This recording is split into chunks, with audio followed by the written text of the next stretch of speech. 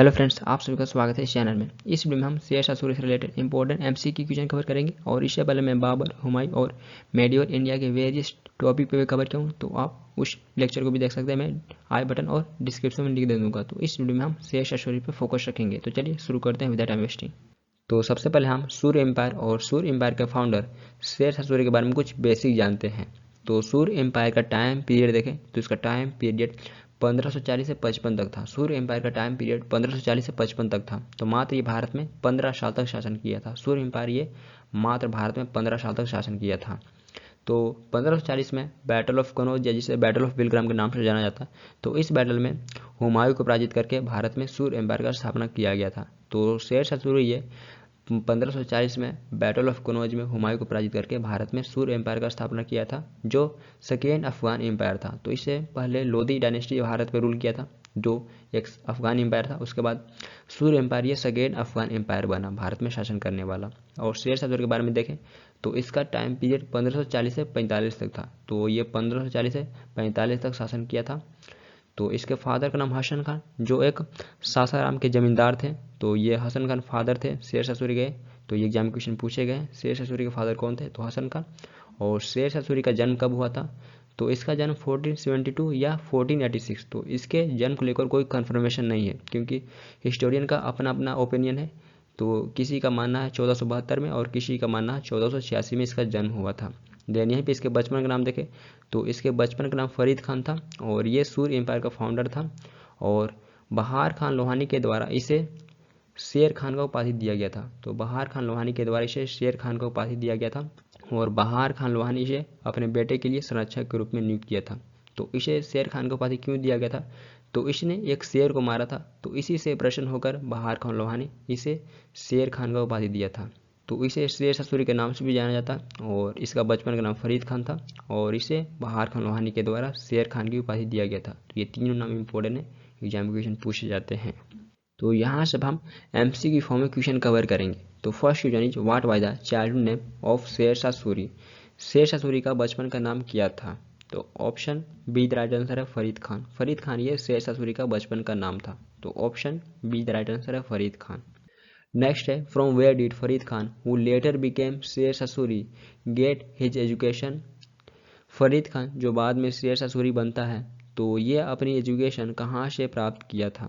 तो यहाँ पे आपको बताना, फरीद खान जो बाद में शेर शाह सूरी बन जाता है, तो ये अपनी एजुकेशन कहाँ से प्राप्त किया था। तो ऑप्शन ए राइट आंसर है जौनपुर। फरीद खान ये अपनी एजुकेशन जौनपुर से प्राप्त किया था। तो बचपन के दिनों में फरीद खान को इसकी सौतेली माँ बहुत ही सताती थी, तो यही से परेशान होकर ये अपना घर छोड़ दिया और जौनपुर में जाकर अपनी एजुकेशन शिक्षा को प्राप्त किया था। तो ऑप्शन इज राइट आंसर है जौनपुर। ये अपनी एजुकेशन को जौनपुर से प्राप्त किया था। नेक्स्ट है who give the title of शेर खान टू शेर शाह सूरी। शेर शाह सूरी को शेर खान की उपाधि किसने दिया था। तो यहाँ पे आपको बताना है शेर शाह सूरी को शेर खान की उपाधि किसके द्वारा दिया गया था। तो option C the right answer है बहार खान लोहानी। बहार खान लोहानी के द्वारा शेर शाह सूरी को शेर खान की उपाधि दिया गया था। और बहार खान लोहानी ये कौन था, तो ये दक्षिण बिहार का सूबेदार था। तो इसी के द्वारा शेर शाह सूरी को शेर खान की उपाधि दिया गया था। और ये क्यों दिया था, तो शेर शाह सूरी ने एक शेर को मारा था, तो इसी से प्रसन्न होकर इसने शेर खान की उपाधि इसे दिया था और अपने पुत्र के लिए इसे संरक्षण के रूप में भी नियुक्त कर लिया था। नेक्स्ट है आफ्टर द डेथ ऑफ बहार खान लोहानी शेर Shah Suri married his window Dudhwa Begum and became the ruler of. बहार खान लोहानी के मृत्यु के बाद शेर शाह सूरी उसकी विधवा दुधवा बेगम से शादी करके कहाँ का शासक बन गया था। तो यहाँ पे आपको बताना है बहार खान लोहानी के मृत्यु के बाद शेर शाह सूरी उसकी विधवा दुधवा बेगम से शादी करके कहाँ का शासक बना था। तो ऑप्शन डी राइट आंसर है साउथ बिहार। तो ये साउथ बिहार का शासक बना था दुधवा बेगम से शादी करके। तो ऑप्शन डी राइट आंसर है। नेक्स्ट है which of the following rulers first assume the title of हजरत ए आला एंड लेटर सुल्तान। निम्नलिखित में से किस शासक ने पहले हजरत ए आला और बाद में सुल्तान की उपाधि धारण किया था। तो ऑप्शन इधर राइट आंसर है शेर शाह सूरी। तो ये शेर शाह सूरी था जो पहले हजरत ए आला और बाद में सुल्तान की उपाधि को धारण किया था। तो ऑप्शन इधर राइट आंसर है शेर शाह सूरी। नेक्स्ट है by marrying which widow did Sher Shah Suri gain the Chunar fort. किस विधवा से विवाह करके शेरशाह ने चुनार किले को प्राप्त किया था? तो यहाँ पे आपको बताना है किस विधवा से विवाह करके शेरशाह चुनार किले को गेन किया था। तो option B the right answer है लॉर्ड मलिका। लॉर्ड मलिका से विवाह करके ये चुनार किले को गेन किया था। तो इससे पहले दुधवा बेगम से विवाह करके वो साउथ बिहार को गेन किया था। देन उसके बाद ये लॉर्ड मलिका से विवाह करके चुनार किले को भी गेन करता है। तो ये दो जगह का शासन बन जाता है दो विधवाओं से शादी करके शेरशाह सूरी।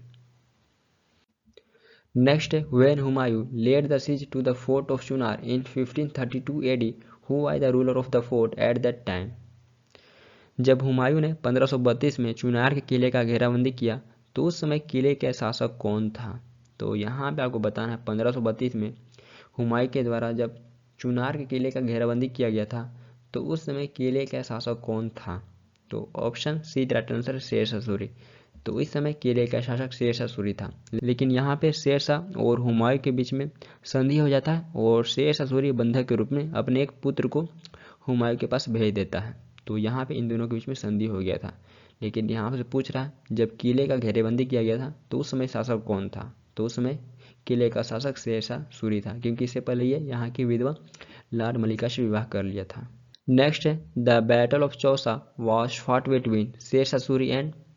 चौसा का युद्ध शेरशाह सूरी और किसके बीच में लड़ा गया था? तो option C the right answer है हुमायूं। बैटल ऑफ चौसा शेरशाह सूरी और हुमायूं के बीच में लड़ा गया था। तो यह बैटल मुगल शासक हुमायूं और अफगान सरदार शेरशाह सूरी के बीच में लड़ा गया था और यह बैटल 1539 में हुआ था और इस बैटल में हुमायूं को हार का सामना करना पड़ा था और शेरशाह सूरी इस बैटल को जीतने के बाद शेरशाह की उपाधि को धारण करता है। तो इससे पहले इसे फरीद खान और शेर खान के नाम से जाना जाता था, लेकिन शेरशाह ये इसी बैटल में टाइटल को एज्यूम करता है। तो ये इंपॉर्टेंट है क्योंकि शेरशाह ये इसी बैटल में इस टाइटल को एज्यूम करता है। इससे पहले इसे फरीद खान और शेर खान के नाम से जाना जाता था। नेक्स्ट है the battle of Chausa was fought between Humayun and Sher Shah Suri on 26 June in the year. Chausa का युद्ध हुमायूं और शेरशाह सूरी के बीच किस वर्ष 26 जून को लड़ा गया था? तो ये एग्जाम क्वेश्चन पूछे गए, तो यहाँ आपको बताना ये किस वर्ष लड़ा गया था। तो option B the right answer है 1539। बैटल ऑफ चौसा ये 1539 को हुआ था हुमायूं और शेरशाह सूरी के बीच में। नेक्स्ट है when was the battle of Kannauj fought. Kannauj का युद्ध कब लड़ा गया था? तो ऑप्शन इधर राइट आंसर है 1540। 1540 में बैटल ऑफ कनौज हुआ था। तो ऑप्शन इधर राइट आंसर है 1540।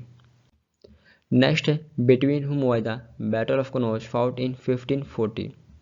तो बैटल ऑफ कनौज या जिसे बैटल ऑफ विलग्राम के नाम से भी जाना जाता है, तो यहाँ पे आपको बताना 1540 में कनौज का युद्ध किसके बीच में हुआ था? तो ऑप्शन डी राइट आंसर है हुमायूं एंड शेरशाह सूरी। हुमायूं और शेरशाह सूरी के बीच में बैटल ऑफ कनौज हुआ था 1540 में।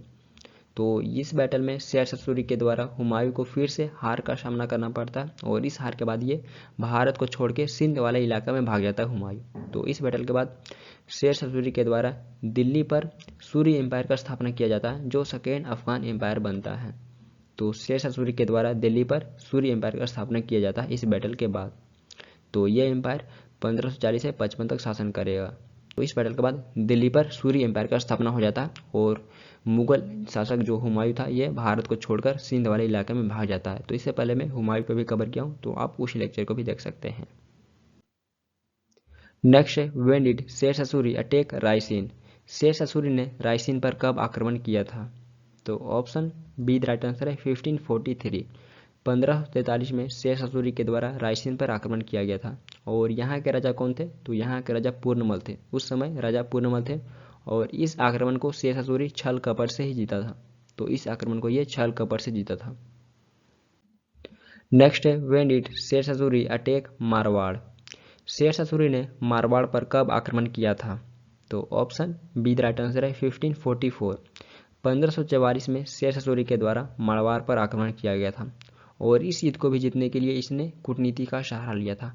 तो इस युद्ध को भी ये छल कपट से ही जीता था। और मारवाड़ के राजा कौन थे? तो मारवाड़ के राजा मालदेव। तो इस समय मारवाड़ के राजा मालदेव थे और शेरशाह सूरी के द्वारा इस बैटल को भी छल कपट से ही जीता गया था। Next, who said that I had lost almost the entire empire of India for a handful of millet. किसने कहा कि मुट्ठी भर बाजरे के लिए मैंने हिंदुस्तान का लगभग पूरा साम्राज्य खो दिया था? तो option B the right answer है शेरशाह सूरी। तो ये शेरशाह सूरी के द्वारा कहा गया था। और ये ऐसा क्यों कहा था?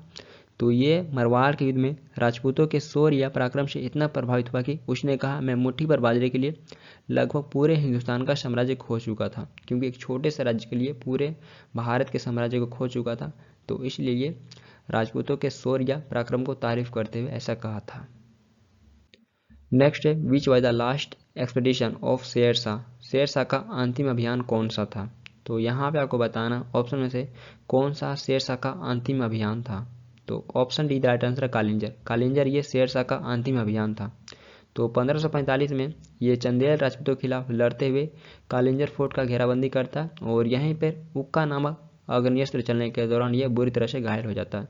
तो ये उक्का नामक अग्नियस्त्र दीवार से टकराकर इसी की ओर वापस लौट जाता है और वहीं पर ये बुरी तरह से घायल हो जाता है। देन किले पर अधिकार हो जाने की खबर सुनते ही इसकी मृत्यु हो जाती है तुरंत। तो किले पर अधिकार हो जाने की खबर सुनते ही इसकी मृत्यु हो जाती है 1545 में। तो कालिंजर ये इसका लास्ट अभियान था और इसका मृत्यु 1545 में हो जाता है। तो ये डेट भी इम्पोर्टेंट है। नेक्स्ट है Sher Shah was killed due to an explosion in. Sher Shah कब एक विस्फोट के कारण मारा गया था? तो ऑप्शन इधर राइट आंसर है 1545। 1545 में ये विस्फोट के कारण मारा गया था। तो ऑप्शन इधर राइट आंसर है 1545।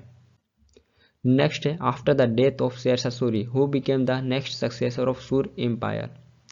शेरशाह सूरी के मृत्यु के बाद सूर एम्पायर का अगला उत्तराधिकारी कौन बनता है? तो option B the right answer है इस्लाम शाह। इस्लाम शाह ये शेरशाह के मृत्यु के बाद सूर एम्पायर का अगला उत्तराधिकारी बनता है। तो option B the right answer है इस्लाम शाह। नेक्स्ट है Sher Shah defeated Humayun and capture gold in the battle of. किस बैटल में शेरशाह ने हुमायूं को पराजित कर गोल्ड पर अधिकार कर लिया था? तो option D the right answer है चौसा। तो ये बैटल 1539 में हुआ था। तो इस बैटल में ये हुमायूं को पराजित कर गोल्ड पर अधिकार कर लिया था और ये एसएससी सीजीएल 2014 में क्वेश्चन पूछा गया था। नेक्स्ट है the battle of Sirhind was fought between Humayun and home. Sirhind का युद्ध हुमायूं और किसके बीच लड़ा गया था? तो option C the right answer है सिकंदर शाह सूरी। बैटल ऑफ सरहिंद ये हुमायूं और सिकंदर शाह सूरी के बीच में लड़ा गया था। तो हुमायूं ये मुगल एम्पायर का शासक था और सिकंदर शाह सूरी ये सूरी एम्पायर का शासक था। तो इनके बीच में यह बैटल 1555 में हुआ था और इस बैटल में मुगल की विक्ट्री होती, यानी मुगल ये बैटल जीत जाते, हुमायूं यह बैटल जीत जाता और फिर से भारत पे मुगल एम्पायर का स्थापना करता है। तो ये रीस्टैब्लिश करता है मुगल एम्पायर का भारत पे। तो ये इंपॉर्टेंट है क्योंकि इस बैटल के बाद सूर्य एम्पायर का पतन हो जाता है और मुगल एम्पायर का फिर से स्थापना होता है। तो यह बैटल इंपॉर्टेंट है और यह बैटल हुमायूं और सिकंदर शाह सूरी के बीच में हुआ था। नेक्स्ट है the greatness of Sher Shah lies in his. Sher Shah की महानता किस में निहित है? तो option C the right answer है एडमिनिस्ट्रेटिव रिफॉर्म्स। शेरशाह की महानता उसके प्रशासनिक सुधारों में निहित है। तो option C the right answer है एडमिनिस्ट्रेटिव रिफॉर्म्स। नेक्स्ट है who among the following was the incharge of foreign affairs in the Sher Shah Suri administrative. निम्नलिखित में से कौन शेरशाह सूरी प्रशासन में विदेशी मामलों का प्रभारी था? तो यहाँ पे आपको बताना है शेरशाह सूरी एडमिनिस्ट्रेटिव में विदेशी मामलों का इंचार्ज कौन था, फॉरेन अफेयर्स को कौन देखभाल करता था शेरशाह सूरी के प्रशासन में। तो ऑप्शन ए राइट आंसर है दीवान रसालत। दीवान रसालत ये विदेशी मामलों का देखभाल करता था शेरशाह सूरी के समय में। तो ये एक प्रकार का फॉरेन डिपार्टमेंट था। तो इसके समय में 4 मेन सेंट्रल डिपार्टमेंट थे। तो फर्स्ट इज दीवान विजारत। तो दीवान विजारत ये एक प्रकार का रेवेन्यू एंड फाइनेंस डिपार्टमेंट था। देन नेक्स्ट है दीवान अरिज। तो ये एक प्रकार का मिलिट्री डिपार्टमेंट था जो सेना भर्ती से संबंधित कार्यों को देखभाल करता था। देन नेक्स्ट है दीवान रसालत। तो ये एक फॉरेन रिलीजियस डिपार्टमेंट था। तो इसको हम डिस्कस कर ही चुके हैं। देन नेक्स्ट है दीवान इंसा। तो ये एक प्रकार का कम्युनिकेशन डिपार्टमेंट था जो सुल्तान के आदेशों को लिखने और उसके डाक संबंधित कार्यों को देखभाल करता था। तो ये एक प्रकार का कम्युनिकेशन डिपार्टमेंट था दीवान इंसा। तो ये शेरशाह सूरी के 4 मेन सेंट्रल डिपार्टमेंट थे। तो एग्जाम में क्वेश्चन पूछे जाते हैं इनसे। नेक्स्ट है which of the following is not correctly match with the administrative system of Sher Shah Suri. निम्नलिखित में से कौन सा शेरशाह सूरी का प्रशासनिक सिस्टम सही ढंग से सुमेलित नहीं है? तो यहाँ पे आपको बताना है शेरशाह सूरी का कौन सा एडमिनिस्ट्रेटिव सिस्टम करेक्टली मैच नहीं है। तो जैसा देखते हैं दीवान अरिज, तो दीवान अरिज ये एक मिलिट्री डिपार्टमेंट है, तो ये बिल्कुल सही है। तो ये एक मिलिट्री डिपार्टमेंट है जो सेना भर्ती के कार्यों को देखभाल करता है। द नेक्स्ट है दीवान रसाला, तो ये एक फॉरेन डिपार्टमेंट है, तो ये करेक्टली मैच है क्योंकि एक फॉरेन डिपार्टमेंट है और इसको हम नेक्स्ट स्लाइड में डिस्कस भी किए हुए। द नेक्स्ट है दीवान विजारत, तो ये एक रेवेन्यू एंड फाइनेंस का डिपार्टमेंट है, तो ये भी करेक्टली मैच है क्योंकि ये रेवेन्यू एंड फाइनेंस का डिपार्टमेंट है। द नेक्स्ट है दीवान इंसा, तो दीवान इंसा ये एक कम्युनिकेशन का डिपार्टमेंट है जो डाक संबंधी कार्यों को देखभाल करता है, तो ये करेक्टली मैच नहीं है क्योंकि ये एक कम्युनिकेशन का डिपार्टमेंट है, तो ये करेक्टली मैच नहीं है अपने डिपार्टमेंट के साथ। तो ये ऐसे भी एग्जाम क्वेश्चन पूछे जाते हैं, तो आप प्रैक्टिस कर सकते हैं। नेक्स्ट है what was the district cold during the शेर ससूरी एडमिनिस्ट्रेशन, शेर ससूरी प्रशासन के दौरान जिले को क्या कहा जाता था। तो यहाँ पे आपको बताना शेर ससूरी के प्रशासन के दौरान डिस्ट्रिक्ट को क्या कहा जाता था। तो option B the right answer सरकार, डिस्ट्रिक्ट को सरकार कहा जाता था शेर ससूरी के प्रशासन के दौरान, तो option B the right answer sarkar. Next है how many sarkars were there in Sher Shah empire, Sher Shah के साम्राज्य में कितने सरकार थे। तो यहाँ पे आपको बताना सरकार यानी डिस्ट्रिक्ट कितने थे शेर ससूरी के साम्राज्य में। तो ऑप्शन इधर राइट आंसर 47, 47 सरकार थे शेर ससूरी के साम्राज्य में, तो ऑप्शन इधर राइट आंसर 47। नेक्स्ट है who was the head of a sarkar under the administration of Sher Shah, Sher Shah के प्रशासन में सरकार का मुखिया कौन होता था। तो सरकार यानी डिस्ट्रिक्ट, तो यहाँ पे आपको बताना है डिस्ट्रिक्ट का हेड किसे बनाया गया था शेरशाह के प्रशासन में।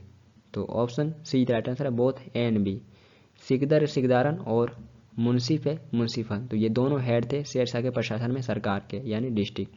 तो सिकदर सिकदारन का कार्य था कानून व्यवस्था या कानून व्यवस्था का ये प्रभारी होता था, और मुंसिफ ए मुंसिफन ये राजस्व प्रशासन के प्रभारी होता था। तो जो भी रेवेन्यू संबंधित कार्य थे तो ये मुंसिफ ए मुंसिफन के अंडर में आता था। तो ये दो सरकार के अंडर में हेड थे शेरशाह के प्रशासन में। तो एग्जाम में क्वेश्चन पूछे जाते हैं, तो आप इसे भी प्रैक्टिस कर सकते हैं, नोट कर सकते हैं। नेक्स्ट है sarkar during the period of Sher Shah were again divided into, Sher Shah के शासन के दौरान सरकारों को फिर से किस में विभाजित किया गया था। तो सरकार यानी डिस्ट्रिक्ट, तो यहाँ पे आपको बताना डिस्ट्रिक्ट को फिर से किस में विभाजित किया गया था। तो ऑप्शन सी राइट आंसर है परगना, डिस्ट्रिक्ट को फिर से परगना में विभाजित किया गया था।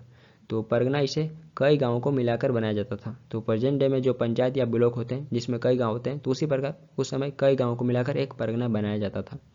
नेक्स्ट है who was in charge of the pargana during the time of Sher Shah Suri, Sher Shah Suri के समय परगना का प्रभारी कौन होता था। तो यहाँ पे आपको बताना परगना का हेड कौन होता था शेरशाह सूरी के समय में।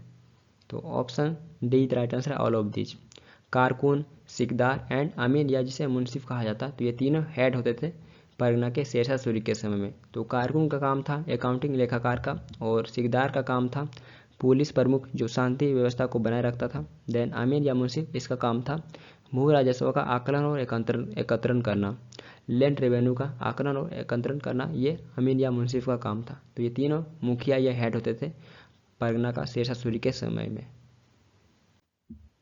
Next who among the following looked after a judicial affairs at the pargana level during the reign of Sher Shah, निम्नलिखित में से कौन शेरशाह के शासनकाल में परगना स्तर पर न्यायिक मामलों का देखभाल करता था। तो option D right answer Munshi, तो यह मुंसिफ था जो परगना स्तर पर न्यायिक मामलों का देखभाल करता था। तो ऑप्शन डी राइट आंसर है मुंसिफ। नेक्स्ट है which of the following is not correctly match, निम्नलिखित में से कौन सा करेक्टली मैच नहीं है। तो यहाँ पे आपको बताना ऑप्शन में से कौन सा करेक्टली मैच नहीं है। तो जैसा देखते हैं कारकुन, तो कारकुन ये अकाउंटिंग लेखा कार्य का कार्य करता था परगना लेवल पे, तो ये करेक्टली मैच है। द नेक्स्ट है सिकदार, तो सिकदार ये पुलिस प्रमुख होता था जो शांति व्यवस्था को बनाए रखता था परगना लेवल पे, तो ये भी करेक्टली मैच है। द नेक्स्ट है मुंसिफ, तो मुंसिफ ये भू राजस्व का आकलन और एकत्रण करता था परगना लेवल पे, तो ये भी करेक्टली मैच है। द नेक्स्ट है सिकदार है सिकदारन, तो ये भी पुलिस प्रमुख था लेकिन ये सरकार डिस्ट्रिक्ट लेवल पे ये कार्य करता था, तो ये करेक्टली मैच नहीं है क्योंकि ये भी एक पुलिस प्रमुख था बट ये सरकार डिस्ट्रिक्ट लेवल पे कार्य करता था सिकदार है सिकदारन, तो ये अपने ऑप्शन के साथ करेक्टली मैच नहीं है। Next Qabuliyat and patta was introduce by, Qabuliyat और पट्टा किसके द्वारा शुरू किया गया था। तो option D right answer Sher Shah Suri, Qabuliyat और पट्टा को शेरशाह सूरी के द्वारा शुरू किया गया था। तो किसानों की सहायता करने के लिए पट्टा एवं काबुलियत की व्यवस्था शेरशाह सूरी के द्वारा शुरू किया गया था। तो ऑप्शन डी राइट आंसर है शेरशाह सूरी। नेक्स्ट है Sher Shah Suri introduce the coins made of, किस चीज़ के बने क्वाइंस शेरशाह सूरी के द्वारा शुरू किया गया था। तो यहाँ पे आपको बताना है शेरशाह सूरी के द्वारा जो क्वाइंस शुरू किए गए थे वो किस चीज़ के बने थे। तो option C the right answer है कॉपर, सिल्वर एंड गोल्ड। तो ये तीनों मेटल के बने सिक्के शेरशाह सूरी के द्वारा शुरू किया गया था और इनके अलग अलग नाम भी थे, तो हम आगे इनके नाम भी डिस्कस करेंगे। नेक्स्ट है who among the flowing introduce the new coin दाम, निम्नलिखित में से किसने नए सिक्के दाम चलाया था। तो यहाँ पे आपको बताना है ऑप्शन में से किसके द्वारा नए सिक्के दाम को चलाया गया था। तो ऑप्शन डी राइट आंसर है शेरशाह, शेरशाह के द्वारा नए सिक्के दाम को चलाया गया था। तो ये एक कॉपर कॉइन, ये एक तांबे का सिक्का था जिसका नाम दाम रखा गया था। तो इसके द्वारा 3 कॉइन शुरू किए गए थे, तो इसमें से एक कॉपर कॉइन जिसका दाम रखा था ये। नेक्स्ट है what was the name of gold coin introduce by Sher Shah, Sher Shah द्वारा चलाए गए सोने के सिक्के का क्या नाम था। तो यहाँ पे आपको गोल्ड कॉइन का नाम बताना है जो शेरशाह के द्वारा चलाए गए थे, तो उसका क्या नाम था। तो ऑप्शन बी राइट आंसर मोहर, तो गोल्ड कॉइन का नाम मोहर था जो शेरशाह के द्वारा चलाया गया था। नेक्स्ट है what was the name of silver coin introduce by Sher Shah Suri, Sher Shah Suri द्वारा चलाए गए चांदी के सिक्के का क्या नाम था। तो यहाँ पे आपको सिल्वर कॉइन का नाम बताना है जो शेरशाह सूरी के द्वारा चलाए गए थे। तो ऑप्शन ए राइट आंसर रूपी, तो जो शेरशाह सूरी के द्वारा सिल्वर कॉइन चलाए गए थे तो उसका नाम रूपी था। तो इसे मध्य भारत में इसके द्वारा चलाया गया था और इसका वजन 178 ग्राम था, जिसे कहीं पे आपको 180 ग्राम भी देखने को मिलेगा, कहीं कहीं पे 180 ग्राम भी देखने को मिलेगा। तो इसका वजन 180 ग्राम था और इसे प्रारंभिक में रुपया कहा जाता था, तो इसका नाम रुपया था और प्रेजेंट डे हम इसे रूपी कहते हैं, तो प्रेजेंट डे इसे रूपी कहा जाता। और शेरशाह सूरी के द्वारा जब चलाया गया था तो इसका नाम रुपया था और रुपया एक संस्कृत वर्ड है जिसका मीनिंग होता है सिल्वर कॉइन, चांदी के सिक्के। तो ये चांदी का सिक्का ही था जो इसके द्वारा चलाया गया था और इसका नाम रुपया रखा गया था। तो इसके द्वारा 3 कॉइन चलाए गए थे, कॉपर कॉइन, गोल्ड कॉइन और सिल्वर कॉइन। तो सिल्वर कॉइन का नाम रुपया रखा था इसने।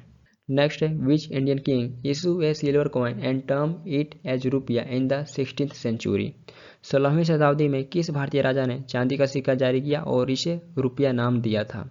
तो ये शेरशाह सूरी था। तो ये एग्जाम में क्वेश्चन पूछे गए थे, तो इसलिए यहाँ पे हम इसको डिस्कस कर लिए। तो ये शेरशाह सूरी था जो चांदी का सिक्का जारी किया और उसका नाम रुपया दिया था।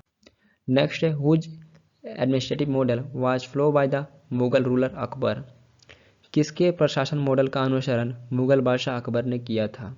तो ऑप्शन सी राइट आंसर है शेरशाह सूरी, शेरशाह सूरी के प्रशासन मॉडल का अनुसरण मुगल बादशाह अकबर के द्वारा किया गया था। तो ऑप्शन सी राइट आंसर है शेरशाह सूरी।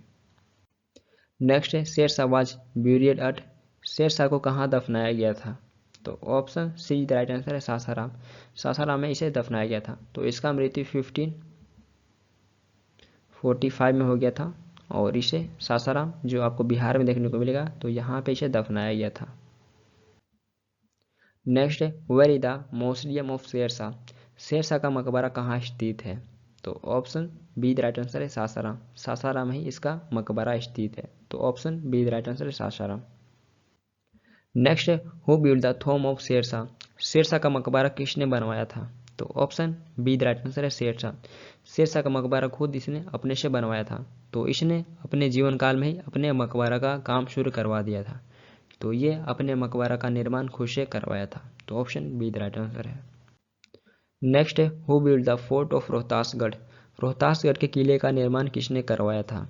तो ऑप्शन सी राइट आंसर है शेरशाह सूरी, शेरशाह सूरी ने रोहतासगढ़ के किले का निर्माण करवाया था और ये किला आपको बिहार के रोहतास डिस्ट्रिक्ट में देखने को मिलेगा, बिहार के रोहतास डिस्ट्रिक्ट में लोकेटेड है और इसका निर्माण शेरशाह सूरी के द्वारा करवाया गया था।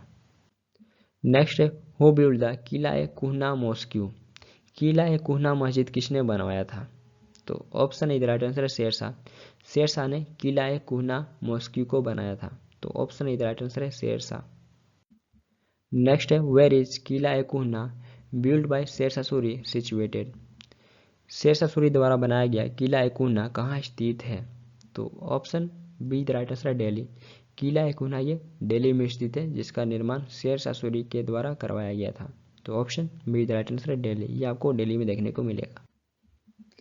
नेक्स्ट है हु रिस्टैब्लिश पाटलिपुत्र एज पटना, पाटलिपुत्र को पटना के नाम से पुनः किसने स्थापित किया था। तो यहाँ पे आपको बताना है पाटलिपुत्र को पटना के नाम से पुनः किसके द्वारा स्थापित किया गया था। तो option C the right answer है शेरशाह। शेरशाह के द्वारा 1541 में इसे स्थापित किया गया था। और यहीं पे आपसे पूछा जाएगा पाटलिपुत्र को किसके द्वारा स्थापित किया गया था, तो पाटलिपुत्र को अजातशत्रु के द्वारा स्थापित किया गया था प्राचीन भारत में, और पटना को शेरशाह सूरी के द्वारा 1541 में स्थापित किया गया था। तो इसी का नाम रखा गया था पटना। नेक्स्ट है which of the following rulers constructed a road called Sadak Azam from East Bengal to Peshawar. निम्नलिखित में से किस शासक ने ईस्ट बंगाल से पेशावर तक सड़क आजम नामक सड़क का निर्माण किया था। तो यहाँ पे आपको उस शासक का नाम बताना है जिसने ईस्ट बंगाल से पेशावर तक सड़क आजम नामक सड़क का निर्माण करवाया था। तो option D right answer Sher Shah. Sher Shah के द्वारा कराया गया था। तो इसने वेस्ट में पेशावर से बंगाल में सोनार गांव तक पुरानी रॉयल शाही रोड को फिर से जीवित किया था, जिसे प्राचीन भारत में उत्तरापथ कहा जाता था। तो इसे प्राचीन भारत में उत्तरापथ कहा जाता था। तो इस रोड को इसने रिकंस्ट्रक्शन किया था फिर से। तो शेरशाह सूरी के समय में इसे सड़क आजम कहा गया, और अंग्रेजों के समय में इसे ग्रांड ट्रंक रोड, जिसे शॉर्ट फॉर्म में जीटी कहा जाता है, तो इसे जीटी रोड अंग्रेजों के समय में कहा गया। और प्रेजेंट डे इस सड़क को नेशनल हाईवे 1 और 2 के नाम से जाना जाता है। तो ये नाम इंपॉर्टेंट है, एग्जाम में क्वेश्चन पूछे गए थे। सड़क आजम नामक रोड को प्रेजेंट डे किस नाम से जाना जाता है, नेशनल हाईवे 1 और 2 के नाम से जाना जाता है। बट यहाँ से पूछ रहा है किसके द्वारा रिकंस्ट्रक्शन करवाया गया था, तो शेरशाह सूरी के द्वारा इसे रिकंस्ट्रक्शन करवाया गया था मेडिवल इंडिया में। नेक्स्ट है the historical Sher Shah Marg is called as. Historical Sher Shah Marg को क्या कहा जाता है, तो option A the right answer है नेशनल हाईवे 1। नेशनल हाईवे 1 कहा जाता है हिस्टोरिकल शेरशाह सूरी के मार्ग को। तो option A the right answer national highway 1। तो ये भी एग्जाम में क्वेश्चन पूछे गए थे। नेक्स्ट है during whose reign did Malik Mohammad Jayasi compose the poetry book named Padmavat. Malik Mohammad Jayasi ने किसके शासनकाल में पद्मावत नामक काव्य ग्रंथ की रचना किए थे। तो option C the right answer है शेरशाह सूरी। शेरशाह सूरी के शासनकाल में ये पद्मावत नामक काव्य ग्रंथ की रचना किए थे, और यह बुक ये अवधी लैंग्वेज में किए थे। अवधी लैंग्वेज में ये बुक का रचना किया गया था इनके द्वारा। और इस बुक में चित्तौड़ की रानी पद्मावती का कहानी है, जिनके सौंदर्य की प्रशंसा सुनकर अलाउद्दीन खिलजी चित्तौड़ पर आक्रमण किया था। तो इसमें रानी पद्मावती का कहानी है, और इसकी रचना मलिक मोहम्मद जायसी के द्वारा किया गया था शेरशाह सूरी के शासनकाल में। नेक्स्ट है Tarikh e Shershahi was written by which of the following authors. Tarikh e शेरशाही निम्नलिखित में से किस ऑथर द्वारा लिखा गया था। तो option C the right answer है अब्बास खान सरवानी। अब्बास खान सरवानी के द्वारा तारीख ए शेरशाही को लिखा गया था। तो तारीख ए शेरशाही अब्बास खान सरवानी के द्वारा 1580 में लिखा गया था, जो मुगल दरबार के हिस्टोरियन एक इतिहासकार थे। तो शेरशाह सूरी के राजकाज के बारे में जानने के लिए अकबर ने अपने दरबार में इन्हें नियुक्त किया था। तो इस बुक में शेरशाह सूरी के राजकाज के बारे में जानकारी दी गई है। इस बुक में शेरशाह सूरी के राजकाज के बारे में जानकारी दी गई है। नेक्स्ट है which of the following statements about Sher Shah Suri is not correct. Sher Shah Suri के बारे में निम्नलिखित में से कौन सा कथन सही नहीं है। तो यहाँ पे आपको बताना कौन सा स्टेटमेंट्स करेक्ट नहीं है। तो जैसा देखते हैं काबुलियत और पट्टा सिस्टम। तो काबुलियत और पट्टा सिस्टम शेरशाह सूरी के द्वारा ही शुरू किया गया था, तो ये स्टेटमेंट सही है। द नेक्स्ट है रोहतासगढ़ किले का निर्माण शेरशाह सूरी के द्वारा नहीं किया गया था। तो ये स्टेटमेंट सही नहीं है, क्योंकि रोहतासगढ़ किले का निर्माण शेरशाह सूरी के द्वारा ही किया गया था। द नेक्स्ट है गज सिकंदरी और सन की दांडी, जिसका उपयोग शेरशाह सूरी के द्वारा भूमि मापने के लिए किया गया था। तो यह भी सही है, क्योंकि इसका उपयोग भूमि मापने के लिए इसके शासनकाल में किया गया था। द नेक्स्ट है इसके द्वारा न्यू कॉपर क्वाइन, जिसे डैम कहा जाता है, तो यह पेश किया गया था। तो यह भी बिल्कुल सही है, क्योंकि इसके द्वारा डैम एक न्यू कॉपर क्वाइन पेश किया गया था। तो option B the right answer है। ये स्टेटमेंट सही नहीं है, क्योंकि इसका निर्माण इसी के द्वारा किया गया था। तो ये स्टेटमेंट सही नहीं है। नेक्स्ट है which of the following statement is not related to Sher Shah Suri. निम्नलिखित में से कौन सा कथन शेरशाह सूरी से संबंधित नहीं है। तो यहाँ पे आपको बताना कौन सा स्टेटमेंट शेरशाह सूरी से संबंधित नहीं है। तो जैसा देखते हैं शेरशाह सूरी के द्वारा पोस्टल सिस्टम को शुरू किया गया था। तो यह सही है, क्योंकि इसके द्वारा पोस्टल सिस्टम को शुरू किया गया था, नींव रखा गया था इसी के समय में मध्यकालीन भारत में। नेक्स्ट है इसके द्वारा जीटी रोड का रिकंस्ट्रक्शन किया गया था। तो यह भी सही है, जीटी रोड का इसके द्वारा रिकंस्ट्रक्शन किया गया था। द नेक्स्ट है इसके शासनकाल में टैक्स कलेक्शन 1/3 लिया जाता था। तो यह भी सही है, क्योंकि इसके समय में टैक्स कलेक्शन 1/3 लिया जाता था। द नेक्स्ट है कृष्णदेव राय शेरशाह सूरी के समकालीन थे, तो ये स्टेटमेंट सही नहीं है क्योंकि ये बाबर के समकालीन थे। कृष्णदेवराय बाबर के समकालीन थे, तो ये स्टेटमेंट सही नहीं है, ये शेरशाह सूरी से संबंधित नहीं है। तो option D the right answer है। आई होप ये वीडियो आप सभी के लिए इंपॉर्टेंट होगा। एंड यदि किसी और टॉपिक पे आप वीडियो चाहते हो वो भी कमेंट कर सकते हैं। एंड यदि आपका कोई क्वेरी हो तो भी पूछ सकते हैं, और ये वीडियो आपके लिए हेल्पफुल होता है, अपना फीडबैक दे सकते हैं। फिर मिलते हैं नेक्स्ट वीडियो के साथ। Thank you for watching video. Thank you.